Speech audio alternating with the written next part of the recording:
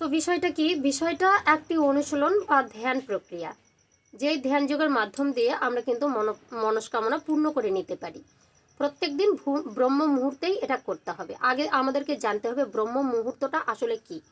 তো আমাদের যে ব্রহ্ম মুহূর্ত হলো ভোরের সেই বিশেষ সময়কাল, যেটা 1 ঘন্টা 36 মিনিট পর্যন্ত বর্তমান থাকে। কেউ কেউ বলে ভোর 4টে থেকে সকাল 6টা পর্যন্ত এই সময়কাল শুরু হয়। এই বিষয়ে আমাদের আরও অন্যান্য যারা ব্যক্তি রয়েছেন নানা রকমের মতভেদ থাকবে, আর আমাদের সনাতনীদের মধ্যে মতভেদ থাকবে। কেউ বলে ভোর 3টা থেকে সকাল 6টা পর্যন্ত ব্রহ্ম মুহূর্ত ধরে, কেউ বলেন আবার সূর্য উদয়ের সে 48 মিনিট আগের পর্যন্ত সেই ব্রহ্ম মুহূর্ত ধরে।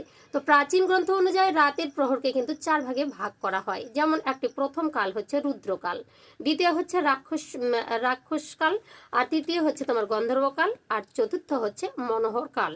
এরই মধ্যে কিন্তু ব্রহ্ম মুহূর্ত রয়েছে। কখন রয়েছে আপনারা জানতে পারছেন। তো সন্ধে 6টা থেকে রাত্রি 9টা পর্যন্ত এই সময়কালকে বলা হয় তোমার হচ্ছে রুদ্রকাল। আর সন্ধে সেই রাত্রি 9টা থেকে রাত্রি 12টা পর্যন্ত এটাকে বলা হচ্ছে রাক্ষসকাল। তো এই সময় যদি সহবাস করা যায় তাহলে কিন্তু সন্তান কিন্তু রাক্ষস বা নানা রকমের খারাপ সন্তান জন্ম নেয়। অনেকেই আমি যে জন্ম বৃত্তান্ত যে ভিডিওটি দিয়েছি এর মধ্যে অনেক প্রশ্ন উঠে এসেছে, তারা কিন্তু বুঝতে পারে না। আমি বলেছি প্রথম প্রহরে বা ব্রহ্ম মুহূর্তে সন্তান নেওয়ার কথা বলেছিলাম। তো যাই হোক, এই বিষয়টা নিয়ে আজকে কথা হচ্ছে না, কথা হচ্ছে প্রাণায়াম বা হচ্ছে ধ্যান প্রক্রিয়া নিয়ে। তো গন্ধর্ব কাল হচ্ছে রাত 12টা থেকে ভোর 3টে পর্যন্ত, আর মনোহর কাল ভোর 3টে থেকে 6টা পর্যন্ত। যে এই যে ব্রহ্ম মুহূর্ত, এই যে মনোহর কালের মধ্যেই কিন্তু এটা কিন্তু ধরা হয়। তো বিভিন্ন দেশে এই ব্রহ্ম মুহূর্তের সময়টা কিন্তু নির্দিষ্ট থাকে না। কারণ কি, বিভিন্ন দেশে যে হচ্ছে সূর্য উদয়টা কিন্তু নানান সময়ে হয়, যার জন্য আমাদের ব্রহ্ম মুহূর্ত কালটা কিন্তু মেলে না। তাই আমাদের প্রাচীন ঋষিরা বা নানান যোগীরা বা সাধকেরা বা সনাতন ধর্মের ব্যক্তিরা তারা কিন্তু নানা রকমের মতবাদ প্রকাশ করেন যে এই সময়টা নয় ওই সময়টা। কিন্তু প্রাচীন যে হচ্ছে শাস্ত্র অনুযায়ী কিন্তু যে কথাটা আমি বললাম মনোহর থেকে সেই তোমার হচ্ছে ব্রহ্ম মুহূর্ত কালটা, সেটাই কিন্তু ঠিক আমার মনে হয়। আপনাদের কি মত অবশ্যই জানাবেন। তো এই যে ব্রহ্ম জ্ঞানের হচ্ছে দেবত্ব, আর মুহূর্ত মানে সময়। সেই সময় জ্ঞান যে উপলব্ধি করার একটা সর্বশ্রেষ্ঠ সময়কাল সেই ব্রহ্ম মুহূর্ত। তো এই যে শাস্ত্রে এই সময়ের বিশেষ গুরুত্বের একটা উল্লেখ রয়েছে। এই সময় কি হয়, সমস্ত প্রকৃতির বাতাসটা কিন্তু বিশুদ্ধ থাকে, আর সমস্ত শক্তি বিশ্ব ব্রহ্মাণ্ডের মধ্যে নেমে আসে। নানা রকমের দেবদেবী, নানা রকমের হচ্ছে তোমার দেবতারা সবাই কিন্তু বৃষ্টি হয় এই ব্রহ্ম মুহূর্ত সময়কালে। তো এই সময় যদি আপনার ঘুম ভাঙে তাহলে কোনো দেবদেবী আপনার সঙ্গে সংযোগ হবে, এটাই কিন্তু ইঙ্গিত প্রদান করে। ঠিক আছে। তো এই যে ধ্যান শক্তি, এই সময় যদি আপনারা ধ্যান করেন, যোগা করেন, বা হচ্ছে প্রাণায়াম করেন, বা হচ্ছে মন্ত্রপাঠ করেন, বা হচ্ছে আপনার হচ্ছে মনে করেন যে ইষ্ট দেবতার নাম স্মরণ করেন বা জপ করেন, সমস্ত কিছু কিন্তু কার্যকারী হয়। আপনার শক্তি কিন্তু দ্বিগুণ হয়, মস্তিষ্ক সুস্থ থাকে, শরীরের নানা রকমের রোগ ব্যাধি সব কিন্তু দূরীভূত হয় এই ব্রহ্ম মুহূর্তের সময়কালে যে কোনো কিছু করলে। কারণ বিশ্ব ব্রহ্মাণ্ডের শক্তি তখন আপনার হাতের মুঠোয়। তো কাজটা কখন, আপনার কিন্তু ভোরবেলা উঠে সেই সময় যদি জব করতে চান বা যোগা করতে চান বা যে কোনো কিছু কথা না, যে রাত্রের যে শোবার যে কাপড়টা, সেটা কিন্তু বাসি কাপড়টাকে আপনাকে পরিত্যাগ করতে হবে। যে কোনো সময় একটা যে কোনো কিছুতে একটা নিয়ম রয়েছে। তো সেই নিয়ম অনুযায়ী যদি আমরা কাজ করতে পারি তাহলে আবার আপনার মনে বাসনা কিন্তু পূর্ণ হবেই।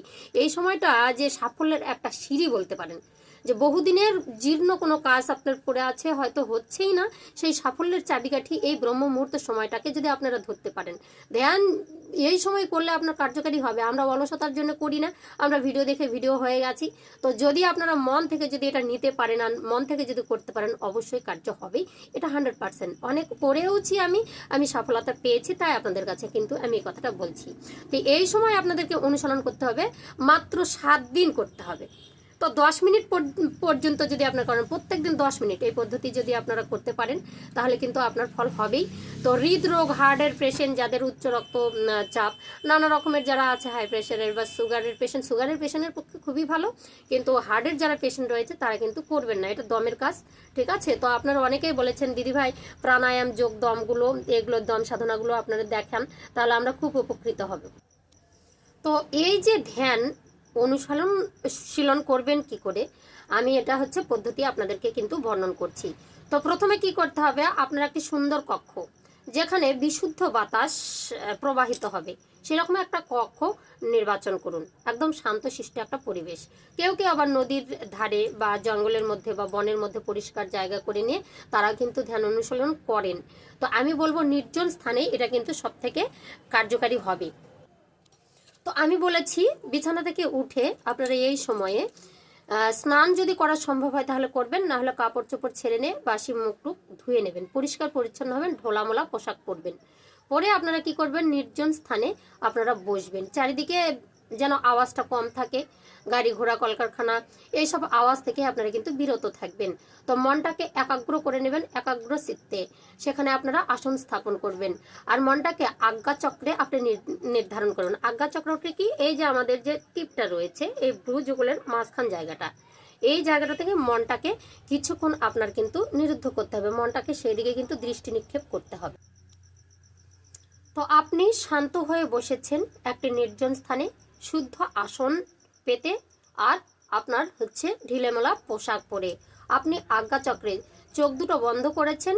আপনি নয়নটা থাকছে এই ভ্রুযুগলের মাঝখানে, নয়নটা মুদ্রিত করে আপনি ভ্রুযুগলের মাঝখানটাকে তাকিয়ে আপনি এবার বসেছেন। বসে এবার কি করেছেন, হেঁটুর উপর দুইটি হাত রেখেছেন, কোমর সোজা থাকবে, আর থাকবে আপনার হচ্ছে ঘাটটা সোজা, কোনো জায়গায় ভাঁজ থাকবে না, কারণ এটা দমের ক্রিয়া, দমটা নিতে যেন কোনো জায়গায় বাধাপ্রাপ্ত না হয়। তারপরে আপনি কি করবেন, ধীরে ধীরে চোখ বন্ধ করে হাতটা একটু মুঠি করে নেবেন, হালকা মুঠি। তো হাত আগে হেঁটুর উপর রাখছেন, পদ্মাসনে বসেছেন বা এমনি আরাম আসনে সুখাসনে বসেছেন, হাতটা একটু হালকা মুঠি করে নেবেন, হালকা মুঠি করে নিয়ে মনটাকে শান্ত করে নেবেন। আজ্ঞা চক্রে মনটাকে নিবিড়ভাবে আপনি দর্শন করুন। এই যে মানসিক দৃষ্টি দিয়ে বারবার এই কপালটার দিকে আপনারা লক্ষ্য করবেন। তো এটা কেমন করে করা যায়, চোখ বন্ধ করলেই দেখা যায়। তো বারবার এটাকে লক্ষ্য করে মনটাকে শান্ত করে নিন, মস্তিষ্কটাকে, চঞ্চল মস্তিষ্কটাকে একটু ঠান্ডা করে নিন, আর আপনার শরীরকে কিন্তু স্থির করে নিন। করলেন, কিছুক্ষণ পরে আপনি কিন্তু আবার নয়নটা মুদ্রিত করবেন, করে আপনি একটি দীর্ঘ শ্বাস টানবেন। আগে মনটাকে শান্ত করে নিয়েছেন, আপনার আশেপাশে দেখেছেন কোনো চিৎকার চেঁচামেচি নয়, শুদ্ধ বাতাস। আপনি কি করবেন, নাক দিয়ে শ্বাসটাকে জোরে ধরবেন, নাক দিয়ে শ্বাসটাকে দমটা পুরো জোরে নিন। যেমন ধরুন এইভাবে শ্বাসটা নেবেন, শরীর সোজা আছে, হাত আমার মুঠিতে আছে, বা আমার হচ্ছে তোমার এই যে কি বলবো, যেমন ভোলানাথ থাকে এরকম আমরা আছে আত্মকারের মধ্যে, মানে হাত দিয়েছি একটা, যে কোনো আপনি হচ্ছে মুদ্রাতে হাত দিতে পারেন। তো আপনি হাত মুঠিতেও রাখতে পারেন, হাতটাকে ছেড়েও দিতে পারেন, কিন্তু হাতে মনে করেন যে আত্মকরেও ধরতে পারেন, আবার এখানেও ধরতে পারেন, ঠিক আছে, জ্ঞান মুদ্রায় আপনার ধরতে পারেন, এটাকে জ্ঞান মুদ্রা বলছে।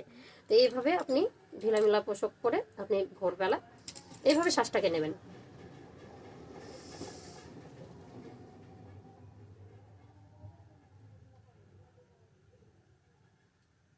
যখন শ্বাসটা গ্রহণ করেছেন আপনার একটা চাপ অনুভূতি হবে, প্রাণবায়ুটাকে আপনি ধরে রাখবেন সেই সময়টা যতক্ষণ পারবেন, সে আপনি 10 সেকেন্ড, 20 সেকেন্ড বা 15 সেকেন্ডও করতে পারেন। সেই সময়ের মধ্যে নয়ন মুদ্রিত করে আজ্ঞাচক্রের মধ্যে আপনার ইষ্ট দেবতাকে স্মরণ করবেন। আপনার ইষ্ট দেবতা, আপনার গুরু, যে দেবতাকে, আপনার রাধা গোবিন্দ, তাকে স্মরণ করবেন। করে আপনার দমটা যতক্ষণ বন্ধ থাকছে সেই সময়ে স্মরণ করবেন, আর ইষ্ট দেবতাকে এখানে নয়ন মুদ্রিত করে এই ভ্রুযুগলের মাঝখানে আপনারা স্থাপন করে বারবার দৃষ্টি নিক্ষেপ করবেন। আর আপনি হচ্ছে কি বলবো, সেখানে আপনার যে মনের যে বহুদিনের পুরনো যে ইচ্ছা, সেটা আপনি বারবার মনের মধ্যে কিন্তু কল্পনা করবেন, ঠিক আছে, এইভাবে করতে হবে। হে পরমাত্মা, আমার এই ইচ্ছা তুমি পূর্ণ করো। যে যতক্ষণ আপনার দমটা ধরা থাকবে, ভিতরে দমটা ধরে রেখেছেন, হে পরমাত্মা আমার সকল ইচ্ছা পূর্ণ করো, আমার জীর্ণ বহুদিনের পুরনো ইচ্ছা, এটা যেই ইচ্ছাটা আপনাকে নির্দিষ্ট করে কিন্তু নির্ধারিত করতে হবে। 7 দিন কিন্তু আপনাদের একই ইচ্ছা, 10 থেকে 15 মিনিট, এটা কিন্তু প্রত্যেক দিন করতে হবে। যতক্ষণ দম থাকবে, প্রথম স্টেপে দম নিলেন, দম নিয়ে আপনি যতক্ষণ দমটা বন্ধ করে রেখেছেন, গুরুকে বা ইষ্ট দেবতাকে নয়ন মুদ্রিত করে দেখছেন, দর্শন করছেন কপালের মধ্যে, আর আপনার মনে মনে সেই ইচ্ছাটা হালকাভাবে, কোনো কঠিনভাবে নয়, শরীরের মধ্যে পীড়া দিয়ে নয়, যতক্ষণ পারবেন শক্তিটা ধরে রাখতে, দমটাকে ধরে রাখতে, হালকাভাবে সেই ইচ্ছাটা বারবার গুরুর চরণে, বারবার আপনার ইষ্ট দেবতা, বারবার আপনার পরমাত্মার কাছে, যার যেটা বিশ্বাস, সেখানে আপনারা বারবার সেটা নিবেদন করবেন। তো করবেন কতক্ষণ, প্রথম হয়ে গেল আপনার দম নেওয়ার সাধ্য নেই, ধীরে ধীরে নাক দিয়ে দমটা গ্রহণ করেছেন, মুখ দিয়ে শ্বাসটাকে ছাড়তে হবে, মুখটা দিয়ে শ্বাসটাকে ছাড়তে হবে। আবার প্রথম, এটা হচ্ছে তোমার প্রথম চক্রের কাজ হলো, এবার দ্বিতীয় চক্রের কাজ, আবার কিছুক্ষণ রেস্ট নিতে হবে। কারণ আপনার দম নিয়ে আপনি ক্লান্ত হয়ে গেছেন। তো কিছুক্ষণ আপনি আরামদায়কভাবে সেখানে শুয়ে পড়ুন, একটু কিছুক্ষণ মরার মতন শুয়ে পড়ুন। শুয়ে কিছুক্ষণ স্বাভাবিক শরীরের মধ্যে আবার ফিরে আসুন। এসে আবারও আগের মতো আবার সেইভাবে বসুন। বসে আবার নতুন করে আপনি শুরু করুন। আগে হাতটা হালকা মুঠি করে নিয়ে হালকাভাবে শরীরটাকে সোজা করে নিয়ে কিছুক্ষণ নয়নটা মুদ্রিত করে আপনার মনকে ভ্রুযুগলের মধ্যে স্থাপন করে আপনার ইষ্ট দেবতাকে স্মরণ করে কিছুক্ষণ 2-3 বার আপনার ইষ্ট দেবতাকে স্মরণ করে নিন। আপনার শ্বাসটাকে ঠিক স্বাভাবিক আনুন, আপনার মস্তিষ্কটাকে ঠান্ডা করে নিন। তারপর আপনি আবার দীর্ঘশ্বাস গ্রহণ করুন। কেমন করে?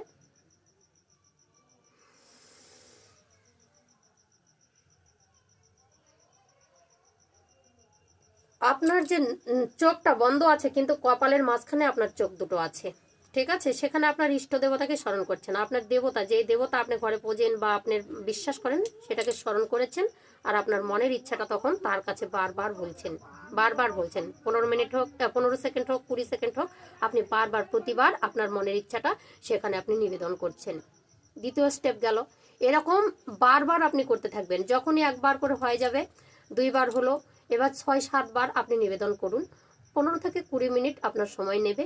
প্রত্যেক দিন ব্রহ্ম মুহূর্তে এই কাজটা আপনি করুন। 7টা দিন করে দেখুন, আপনার যে কোনো একটা ভালো সংবাদ আসবে, আমি এটা 100% বলতে পারি। ভোরের আপনি প্রার্থনা বা যোগা, ধ্যান, যোগ, যে কোনো মনের ইচ্ছা, প্রার্থনা, সমস্ত কিছু কাজে লেগে যায় বন্ধু, যদি আপনারা বিশ্বাস করতে পারেন। আপনারা করি না, আমরা করি না, আমরা অলস, আমাদের মতো অলস আর কেউ নেই। তো আপনারা প্রত্যেকদিন এইভাবে করুন। আপনার মনের ইচ্ছা, দীর্ঘদিনের মনের ইচ্ছা আপনার ইষ্ট দেবতা, আপনার গুরুদেব, আপনার পরমাত্মা আপনার সঙ্গে সঙ্গে মানে কিছুদিনের মধ্যেই আপনার কিন্তু পূরণ হবেই হবে। আমি এটা বলবো। দীর্ঘদিনের চাকরির আশা, এখন দেশে চাকরি নাই, কিন্তু আপনার কোনো না কোনো একটা ভালো তো কাজ আসবে। আপনার ছেলে মেয়ের বিয়ে হচ্ছে না বা একটা ঘর বাড়ি করতে পারছে না, দেখবেন সুসংবাদ আসবেই। সেই বিশ্ব বার্তা সেই ব্রহ্মাণ্ডকে জানাবে, সেই ব্রহ্মাণ্ড আপনার সঙ্গী হবে, আপনার সাথে থাকবে। সেই দেবদেবী আপনার কাছে যারা আছে, আপনাকে যারা জাগ্রত করে এই ব্রহ্ম মুহূর্তের মধ্যে আপনার সঙ্গে যারা সংযুক্ত হতে চায়, তারাই আপনার ইচ্ছা পূরণ করবেই। এটাই বললাম। আপনারা এইভাবে ধ্যানটা করুন, এইভাবে যোগটা করুন, দমের কাজটা করুন, আপনি অনেকটা শক্তিশালী হবেন আর ইচ্ছা পূরণ হবেই। তো যাই হোক, আজকের ভিডিওটা এই পর্যন্ত। আপনারা দেখতে থাকুন ভিডিও, এইভাবে অনুশীলন করুন। আর আমাকে যদি ভালো লাগে, আমার ভিডিও যদি ভালো লাগে, অবশ্যই চ্যানেলে লাইক, শেয়ার, কমেন্ট করে চ্যানেলটি সাবস্ক্রাইব করে পাশে থাকবেন। হরে কৃষ্ণ।